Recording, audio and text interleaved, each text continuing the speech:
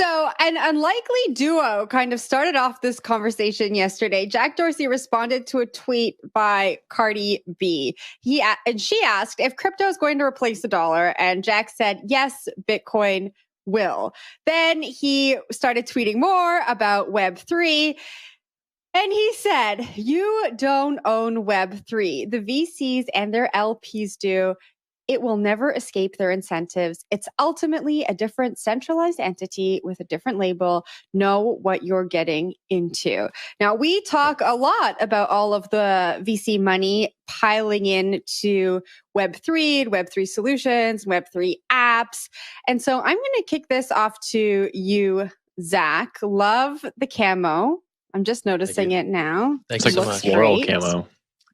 Yeah, I love it. Make love, not war. Festive camo. What do you think of this? I mean, he really does have a point, and it's something that we don't often talk about when we're talking about the VC money piling into these Web3 apps because they're so cool. I think Jack Dorsey's Bitcoin maximalism is cute, quaint, and old-timey at this point. I think that's what we're seeing here. The guy's just an unabashed Bitcoin maxi, and that's just what it is, right? I mean, all power to him, right? If he wants to go out there and sound the BS alarm on every VC and every big brand in the world aping into the Web3 movement, I think that's totally fine and good. But I think he is discounting the fact that people use these tools to achieve some degree of financial freedom. And I think that's what these systems are ultimately striving to become. They often start heavy on the VC side. Look at Uniswap, right? Definitely started out with some VC cash, but that's a decentralized exchange that's powering all sorts of applications across a more decentralized internet if we want to be circumspect about our terms. So I don't know. I think it does seem like a blast from the past. Jack Dorsey's kind of view on Bitcoin being the one coin to rule them all. He's really close to saying Ethereum is a scam and sort of reopening some of those old wounds. And it's great for engagement. It's great to have a rousing debate in which everyone wants to be on Twitter to have this debate into the wee hours of the morning.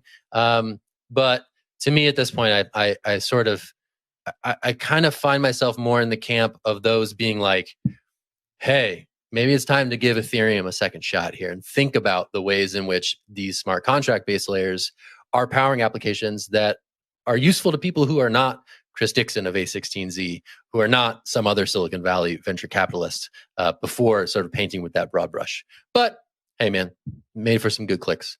I'll toss it down to Will. I'll take it a different direction, kind of disagree with you. Agree with you on some points. But I think that there is like a new strain of Bitcoin maximalism that's kind of going around right now that is actually a little better than the old strain. I think the old strain was always talking about, this is like a variant. You're right. You're totally right there. The old strain was always like, let's talk about the DAO hack. Let's talk about Vitalik. Let's talk about like all the different schemes that the early Ethereum people were involved with and all these scams and whatnot.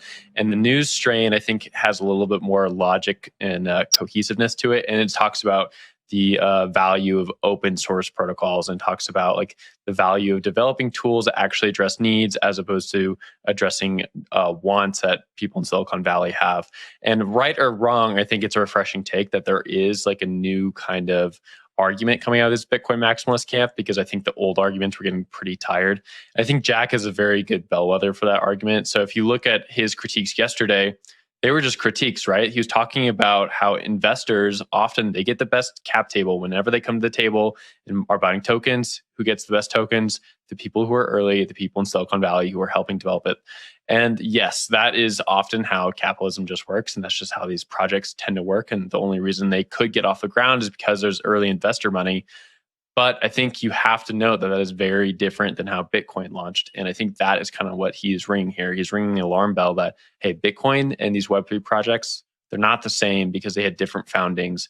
They had different token allocations. I think that's a pretty fair place to argue from.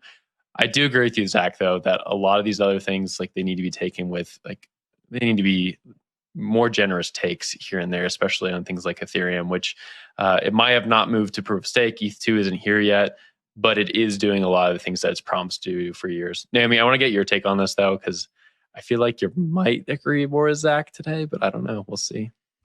Yeah, She was shaking I her actually head while you were completely talking. agree with Zach. I think that a lot of people demonize VC money as it's like this big, scary thing. Like, people have money, they're investing in it. This is terrible. It means that somehow they have ownership over a program, over a protocol. I think that in order to determine whether someone has ownership over a protocol, look at how decentralized it is in terms of, like, are there barriers to entry for people contributing? How closed off is the GitHub? Are they actually, allowing pull requests from the wider community? Like, you have to look at that. Don't just paint all of VC with this brush and say, like, oh, money equals bad. Like, I hate that rhetoric, because it doesn't. Money is what fuels this ecosystem that allows for development. You have all these interesting, like, wonderfully technologically innovative tools that are on the cutting edge right now, and we could push further into that future, or it might just halt. And it depends on whether or not we can get developers to work on these things, right? And